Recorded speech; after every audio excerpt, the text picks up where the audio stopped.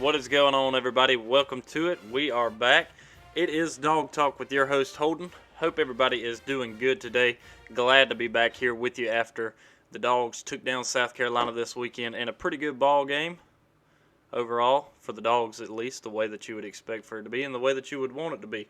Again, glad to have you guys here. Really appreciate you guys listening, watching, wherever you guys are checking the show out again. Just always appreciate that. If you guys do not mind, go and follow me on Twitter at DogTalk20. Always enjoy the interaction and everything we have there. I was a little bit quieter this weekend during the game just because we were hanging out with a bunch of friends, watching the game and celebrating a birthday party this weekend. So if you didn't see me as active on there, that is why. Again, we are up on YouTube. Was really slow at getting things going this evening. Thought I might be having to replace a computer because my computer kind of crashed out on me. Luckily, I got everything up and going, and here we are, live. Otherwise, we'd have been doing things a little bit differently. Probably wouldn't have been quite as good looking, I guess, is the best way to look at that. If you're listening on Apple Podcasts, you guys make sure you rate and review this. Give it a 5-star. That I would really appreciate that. YouTube, thumbs up, subscribe. Again, as always, go and check out the website there at dogtalkpod.com. Other than that, we're going to go ahead and jump right into things to get things rocking and rolling. First thing this evening, top 25 did drop. I'll get that rolling on the bottom of the screen for you guys watching on YouTube. If I can get everything figured out here. There we go. Finally, top 25 rolling there. We'll run through it real quick before we kind of dive into everything. Not a lot of change up. Georgia and Alabama still 1 and 2. Rightfully so. First of all, I don't think there's any reason that we need to jump Alabama. And, just my opinion. Not everybody's going to share this opinion, but mine is I'm fine being right below them all season long. We can stay right below them all season long until it's time to make that jump. And all you got to do is continue winning. You continue winning big games, because we now have a couple of games that'll be coming up on the schedule. I'll get it pulled up here in just a little bit, that are going to be against ranked opponents. So that's going to matter once we get to that, and these games are now more important. Once you start getting some of these teams that are in there in Auburn and Arkansas, these teams that are starting to be ranked and moving up in the rankings, it just makes your schedule all that more tough, because starting the season, Georgia didn't really have a tough schedule. You really only had a couple of ranked teams that you might be playing throughout the season, really in Florida, and I don't even know that Auburn was ranked preseason. So Georgia had a really good outlook on their schedule. Still a really good outlook, but now you've got a couple of ranked teams in there, which just makes it better. Makes it all the more – Clemson was the other.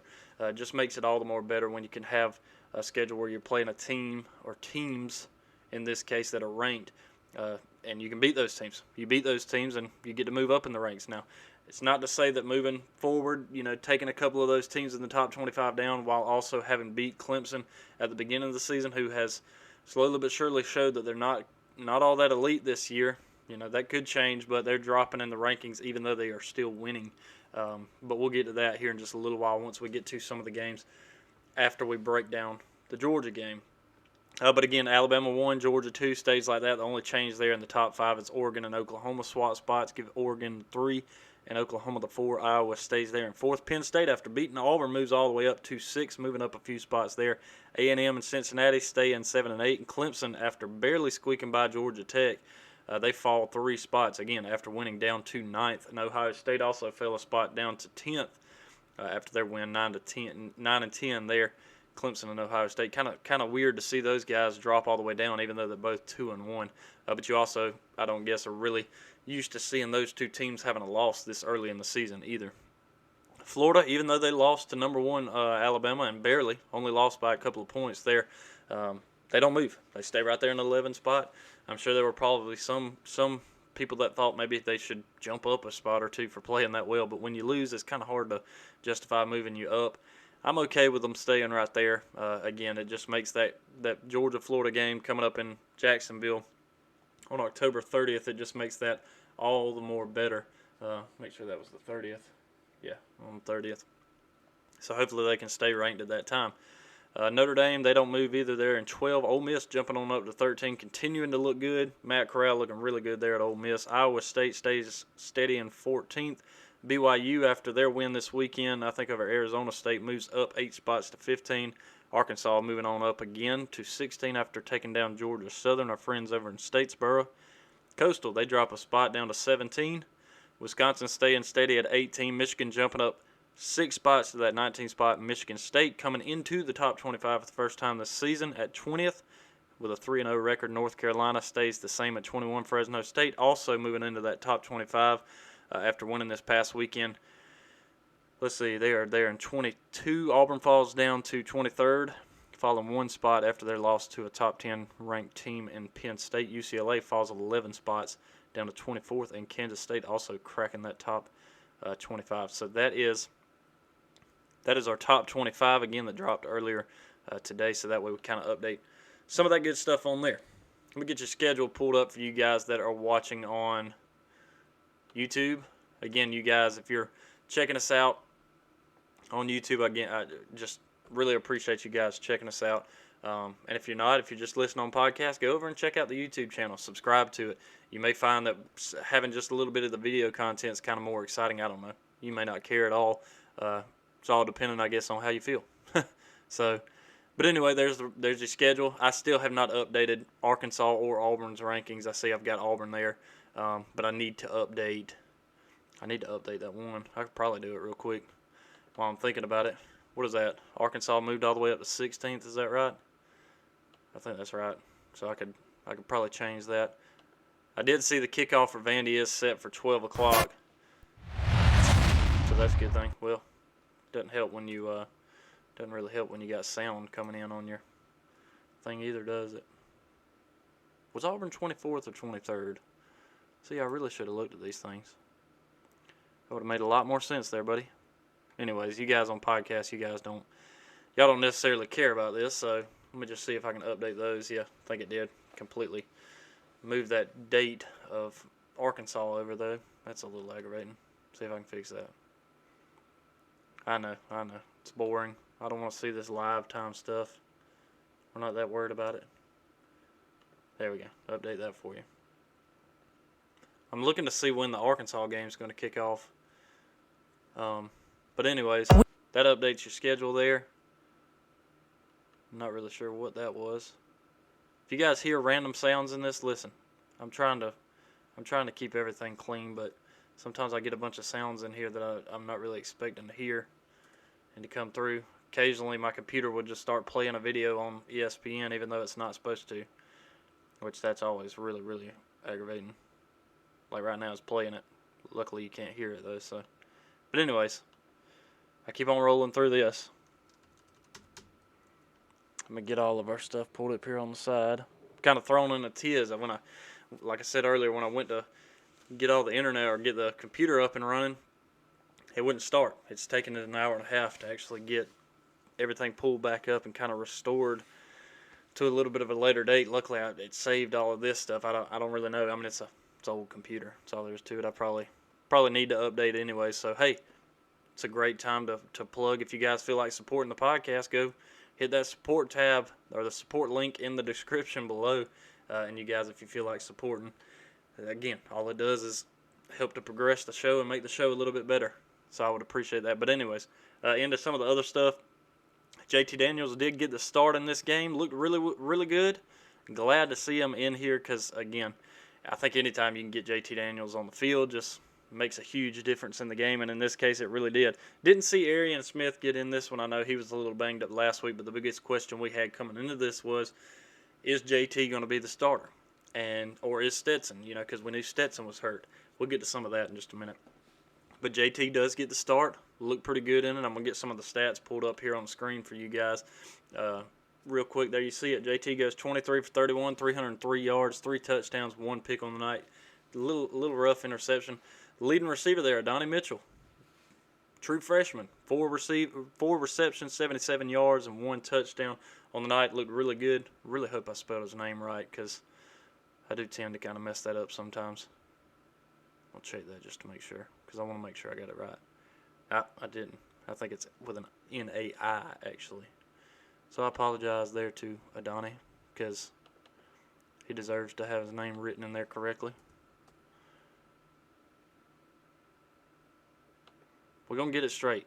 We're going to get everything straight. Right now, again, just kind of shot out of a cannon with everything. But JT looked really good coming in here. Didn't look like he was battling much of an oblique strain at all in this one. We did oddly have Stetson come in, I think for one drive.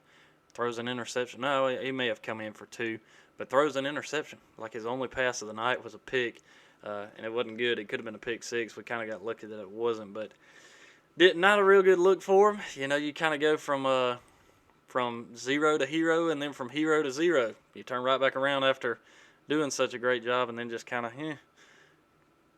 lay down on that. But anyways, glad to have JT back.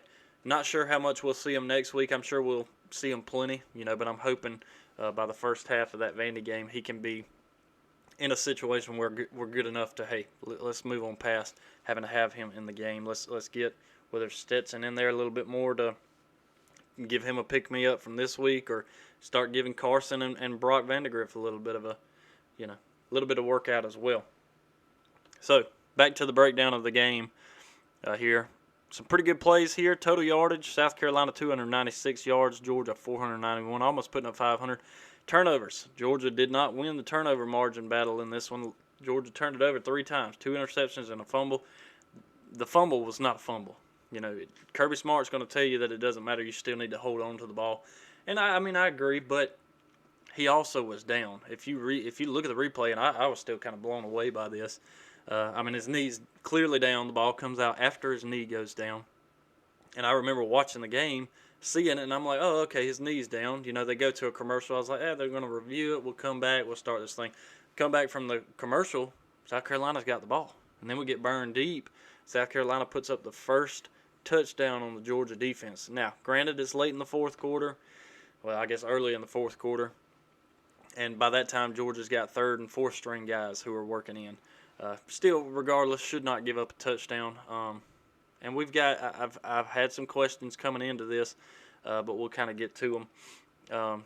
First downs, Georgia just absolutely ran over South Carolina in this. South Carolina actually had the ball more than Georgia did in this one. It's a couple minutes worth as far as timing goes. Scoring a couple touchdowns in the first quarter there for Georgia.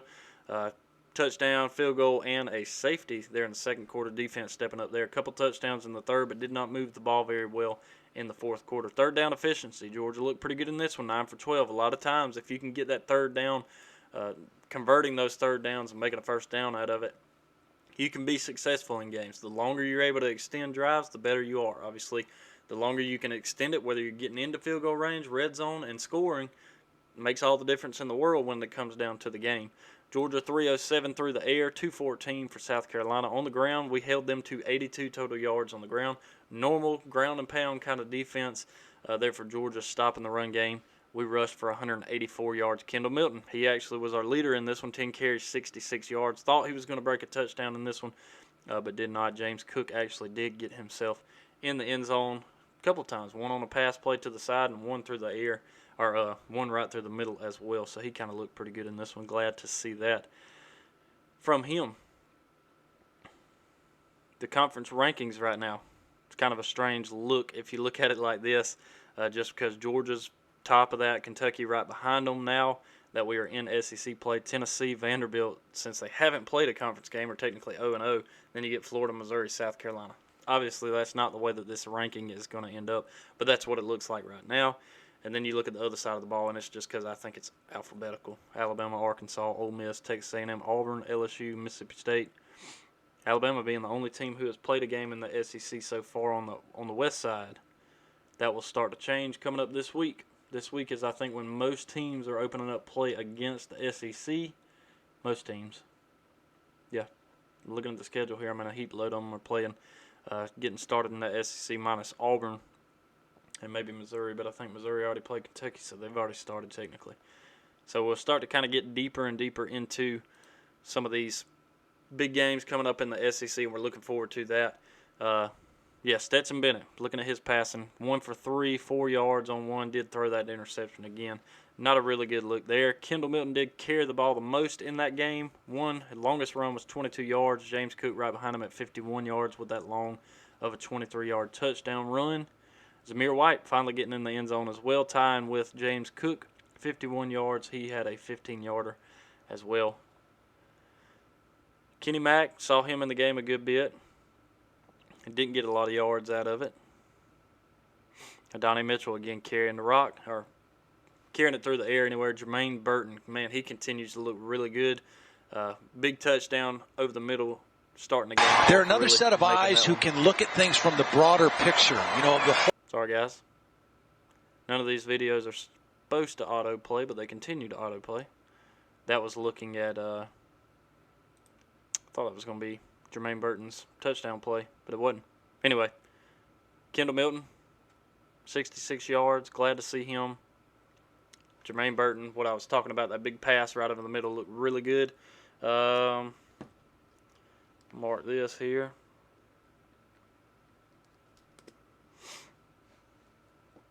Brock Bowers, still 53 yards. No touchdown tonight, but he was, again, the past 2 weeks, he was the wide receiving leader as far as yardage. He probably still leads as far as yardage goes throughout the entire season so far. James Cook with the 1 touchdown. They say Kendall Milton fumbled it, but he didn't. I think we all know that. I've started to learn that even though it's on ESPN, some of these stats aren't correct. Like it shows Quay Walker. Oh, I guess that was his interception. He actually got the pick. That's what that showed. Nolan Smith led the league. He actually, I think on like SEC was one of the defensive players of the week as well. 8 total tackles, 1.5 sacks on the night, 5 solos. No, it was De'Aaron Kendrick from Clemson, the Clemson transfer. He was the one with the pick. That's what I thought. I don't know why it's got Quay Walker up here as a guy who turned the ball over. It also, there you go, they fixed it. It did show that Jack Pod was 1 for 2, but he only kicked 1 field goal. Glad they fixed that. Jake Camarda continued to do his normal thing. Looked really good in this one. But the biggest story on that, we're continuing to move the ball really well through the air. Glad to see that. We were able to move the ball a little bit on the ground as well. Again, 307 yards through the air and ended up 184 on the ground.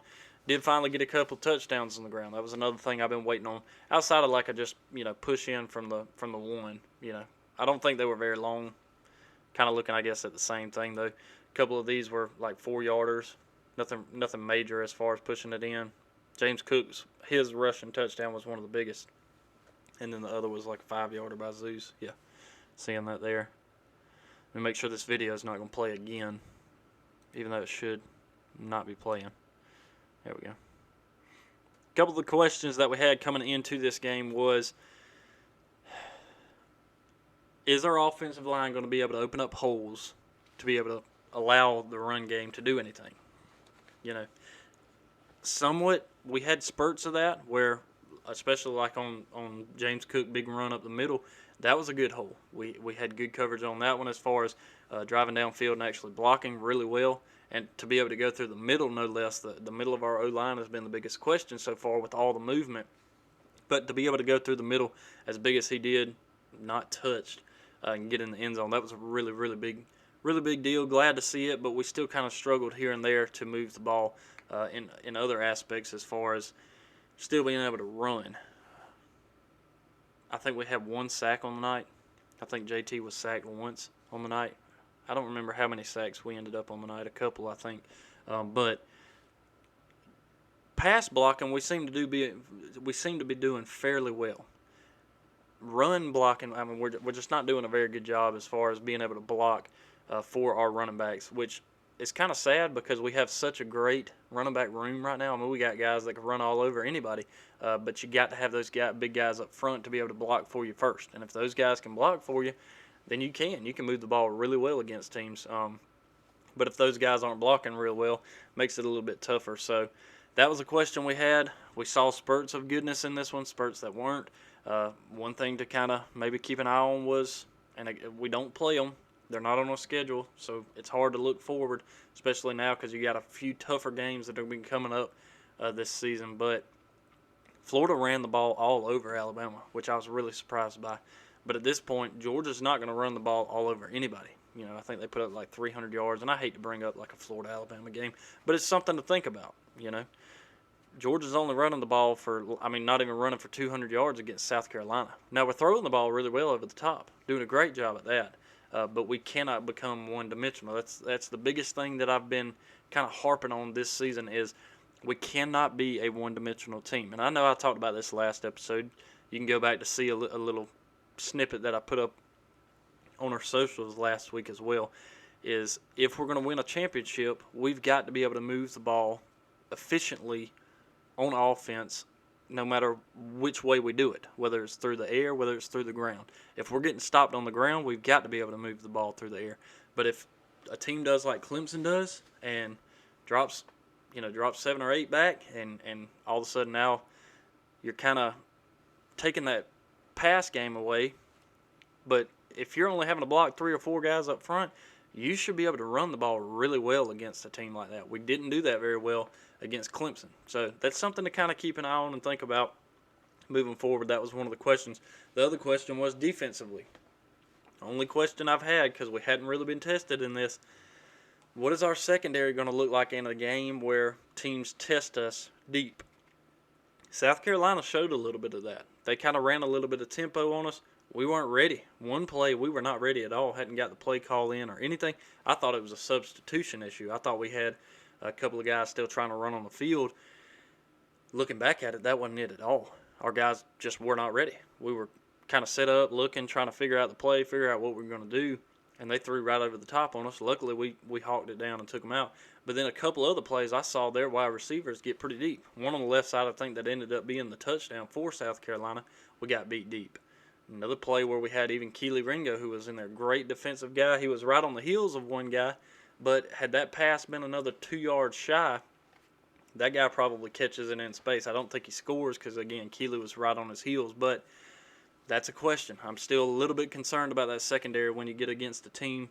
Vandy ain't going to do a lot against you deep, I don't believe. Now, they may have a game plan to somehow just get guys deep and wide and just throw that tater up every time and see what happens, but you get against Arkansas, great defense, offense. KJ, he's shown some promise over there at Arkansas as well on the offensive side. Auburn, Bo Nix, he's going to try to beat you deep. Will Levis at Kentucky, he's going to try to beat you deep. So we're about to get in the test for the next few weeks following Vandy. That's when we're going to start to really learn. Okay, this front seven of Georgia's defense is really good. Let's figure out how this back end looks. Let's see what happens when we truly start to get tested, because if guys start to burn us deep, yes, that front seven may turn out to be the greatest in the country. You won't run for 100 yards against them. But if teams are starting to throw the ball over the top against you, then we've got a problem. Then we've got to figure out how to stop that, because if a team gets in there and they drop 7 against us and we can't run against them and they're throwing the ball over the top, Georgia will get beat. So we've got some things to figure out, and I think we can do that. I think next couple of weeks that's going to be what we have to do, is prepare for, all right, we cannot get burned and beat deep, but we also have to figure out how to run the ball so we're not one-dimensional on offense. Looking at South Carolina's side of things, I said before this game, if Luke Doty comes in as quarterback, it's bad news there for South Carolina. Zeb Nolan, he got the start. He got injured, I think, after one of the defensive guys for Georgia stepped on his hand. Maybe it was that interception that he threw. Got his hand stepped on and came out of the game, never returned. And I saw where he got his hand stepped on. I don't think it was anything intentional, but he was not happy about it. Understandably, I mean, you get your throwing hand stepped on. First of all, that's not fun in general. But for that to have happened, he comes out of the game. Luke Doty comes in. Actually lights a little bit of a spark under him. So I would expect Luke Doty probably from this point forward to be the starter for South Carolina, because he didn't look terrible. Goes 13 for 26, 153 yards with a touchdown, also with a pick on the night. So that's most of the breakdown I have in this one. Again, the other thing that I wanted to point out was that was not a fumble in the fourth quarter. We were down, and I still am kind of shocked that,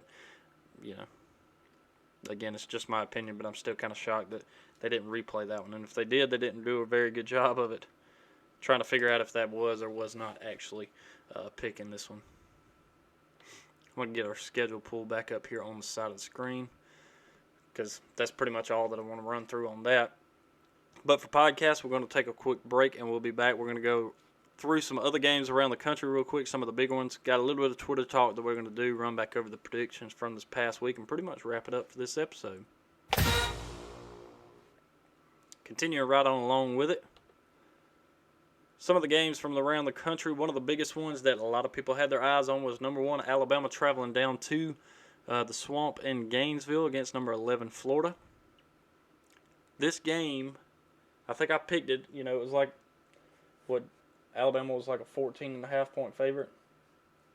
Oh, my sheet's over here.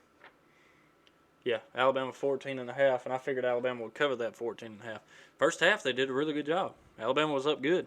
21-9 going into the half? So it looked really good. Florida, all of a sudden in the second half, though, came screaming back. Came within, again, just 2 points of beating Alabama. Went for, I will say this, their 2-point conversion at the end of this game, what in the world are you doing? And I said this in the game. I do not believe that Florida would beat Alabama if John Emery was quarterback. Or, excuse me, Emory Jones. I said that this weekend.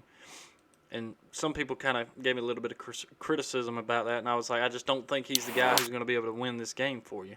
And as it turns out, he was your starter. I think they call him AR-15. Anthony Richardson was hurt in this one. Emory Jones, 18 for 28, 194 yards, 195 yards, throws a pick.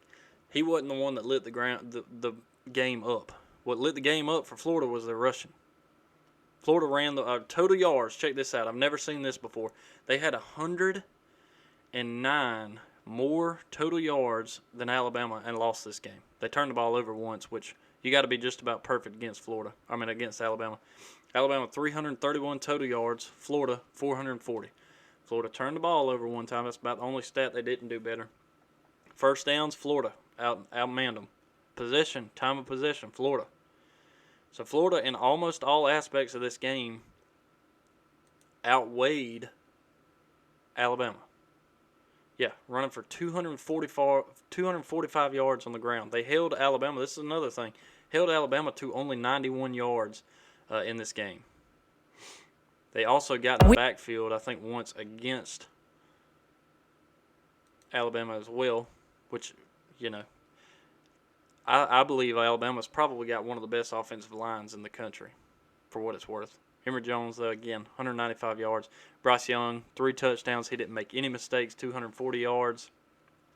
But in the first half, had Florida actually come into this game realizing that they could play ball with Alabama, they may have beat them. It's just something. Somebody actually pointed this out too, and it was actually a really good point. And I hate to give Florida any credit for anything. And if you're a Georgia fan, you know why. But they said, hey, Georgia, we gave you the blueprint. So if you get the opportunity to play them, you've got the blueprint to be able to beat them. Now, take that for what you will, especially coming from a Florida fan, because some people don't care much about it. But in the end, Florida does fall 31-29 to number 1 Alabama. Georgia and South Carolina. A couple other ones that were much closer than they should have been. Nebraska and Oklahoma. I know there's random little sounds that keep coming through, and I apologize. Because everything's it's silenced, but it continues to, every time the video starts, for whatever reason, it continues to play the first little bit of sound through it. Anyways, Oklahoma, Nebraska. Oklahoma didn't look very good in this one yet again. They only win 23-16 against a Nebraska team who's pretty down this year. Oregon, they take care of business pretty easily. The other big one, like we talked about, Clemson and Georgia Tech, 14-8, and Georgia Tech was on Clemson's 2-yard line, knocking on the door to try to come in and knock off number 6 Clemson at the time. That's the reason they fell down to 9th in this one. I just don't know. It doesn't look really good for Georgia when when Clemson has a game like this. Now, there was a huge delay in this. I think they delayed this game like 2 hours. I could be completely wrong on that, but it was delayed for quite a while. Just not the best weather. Cincinnati had to go to Indiana. Kind of struggled in this one, but in the end pulled it out 38-24. Ohio State 41-20 against Tulsa. Didn't look very good going into the fourth quarter, though. That game was a little bit closer than what it seemed. Auburn and Penn State, that was a big one. Penn State pulls it out 28-20. Auburn fought really well in this game, though, I will say that. Sean Clifford absolutely went off in this game. But just a good game. I was actually proud to see Auburn hang in there as long and as well as they did, because I I actually figured that Bo Nix was going to come in and make a couple more mistakes than he did. And, to me, he's still too inconsistent and still wasn't necessarily all that great. But, hey, that's just my opinion. Not many people care that much, I guess, about it. But 21, 37, 185 yards, nothing through the air. Tank Bigsby carried the rock for over 100 yards and a couple touchdowns. Kind of was the saving grace as far as touchdowns go there for Auburn. Purdue, Notre Dame. I picked Purdue to possibly upset Notre Dame in this one, and it almost happened. 27-13. If it wasn't for the last touchdown and a field goal there in the fourth quarter, Notre Dame makes that one a little bit closer. Jack Cohn, again, I think he's the real deal. 223 yards, 2 touchdowns in that one. This is one I called. I said, watch out UCLA. Fresno State's not a bad team. Fresno State gets the win by a field goal, 40-37 over 13th ranked UCLA. Thought Virginia Tech would look a little bit better against West Virginia. West Virginia pulls it out 27-21, upsetting number 15, Virginia Tech. Coastal Carolina struggled mightily with Buffalo. Took a last-second stop to win that one by a field goal, 28-25. Ole Miss, they took care of business. BYU, I picked them to take over or to beat number 19 Arizona State, 27-17. They do that. Arkansas rolls against Southern. North Carolina, they handled their business. Michigan State, I picked them to upset Miami. They do that, 38-17. Miami just not very good this year. And then the one at the bottom, Michigan rolled on like they were supposed to. That was pretty much some of the biggest games around the country. I kind of tried to keep it closer to the biggest games. Let me go back and look because I know, every week I put out a bunch of polls and kind of get some feelers, see what you guys are feeling on the week, and I like to kind of go back through those after we've played through it. So all of those polls ended. And this is pretty much just same thing, predictions from you guys. Who you got? BYU, Arizona State. 75% of you guys went with BYU, 25% of Arizona State. Then Auburn, Penn State. 71% got Penn State, 29% Auburn. So you got a win there. Alabama, 95% over 5% Florida. Again, understandable. That one did happen. Those are some of the big ones. Shout out to My God a Podcast for the shout out on Twitter and on the show there. Always fun to kind of write in, get some feedback from those guys. That's most of it. I haven't put out a lot of questions or anything this week. The biggest one was, can Brock Bowers reach 1,000 yards receiving this year? Got a few people hit back on that one and it looked pretty good. I did see this post, and I put this up on Twitter earlier. Again, at Dawg Talk 20 on Twitter if you guys want to follow me there. But this was per Elite Dogs Football, their Instagram account. Whether this was true or not, I'm not sure. But if it was, it's pretty baller move. Just in after true freshman Adonai Mitchell's touchdown, he went up to Arch Manning in the stands and yelled, "Hey, come throw touchdowns to me," per fans in the stand. Again, don't know if it was true or not, but that was one of the biggest questions of the night, or not questions, but conversations of the night. And if you didn't hear about it, I don't know that you were actually watching the game because they talked about it all night long. And that was the fact that 2023 top-rated quarterback in the country, Arch Manning, was in the house, Cooper Manning's son. So I know a lot of people are trying to get him to come to Dawg Nation and be a dog. Maybe he will, maybe he won't, I don't know. Hopefully Georgia looked good enough to him to feel like he felt like at home, hopefully, I guess, in this one. Looking at some of the other predictions, those were all through the polls in this one. I predicted the Dogs to win this one 41-6. Again, it ends 40-13. Just for what it's worth, might not be worth much of anything. I picked it 41-6. The fumble should have never happened. Does Georgia go down and score? I don't know. We were in South Carolina territory when it happened. Does Georgia go down to score? I don't know, because again, Georgia, for whatever reason, even in the game that we're up big like this at the time, 40-6, we don't push the ball down. We don't continue to try to. I mean, I get it that we may have been trying to continue to run the ball and get more efficient running the ball.